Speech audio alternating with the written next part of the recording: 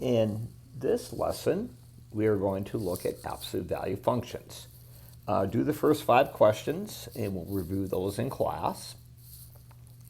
And what we're going to be looking at today is we're going to be graphing absolute value functions, and we're going to look at those transformations. That is, translations, dilations, and reflections. We're going to interpret constants within equations for absolute value functions. First off, an absolute value function is, let me blow this up just a second. I want to make it a little bit bigger for us to look at together. Is a piecewise defined function. Notice f of x equals x provided x is greater than 0. So we're going to go x and x. Remember that equals y actually, or f of x. So I start at 0. I'll pick a number bigger than 0 like 1. So I got 0 and 1. So I'm going to graph, on my graph then, I'm going to graph 0, 0 and 1, 1. And I'm going to draw my line going to the right. And then my piecewise defined function says if x is less than 0, so x and the opposite of x, so I'll start at 0 and I'll pick a number smaller than 0 like negative 1.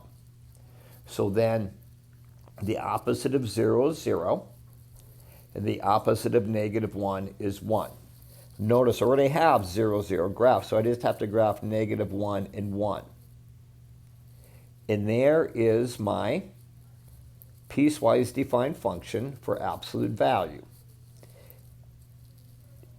Notice it's a V-shaped. All absolute values are going to be V-shaped. My domain is all real numbers. That is, any number on the number line, I'm going to find on my absolute value line, some point. However, notice you can't get negatives because it's absolute value. Now my range says all non-negative numbers. I would say, let's just write that as y is greater than or equal to 0. That's what's going on there.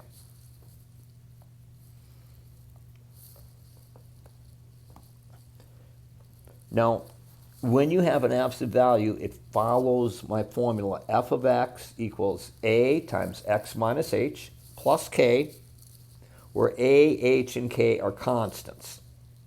And we're going to find what those mean. This is just like we did with linear equations. Everything is going to be based on moving the vertex. So when I change my values, I'm going to move this vertex someplace. Once in a while, I'll change my slope, but we'll start with just my translations. Notice, if k is greater than 0, then I'm going to move my value up. I want to make this a little bit thinner here. So if I move it up, it's going to look like the absolute value of x plus some number k. If I am moving it down, it will be the absolute value of x minus some number k. If I'm moving it to the right, remember it's always x minus. So if I move to the right, it'll look like x minus some number h.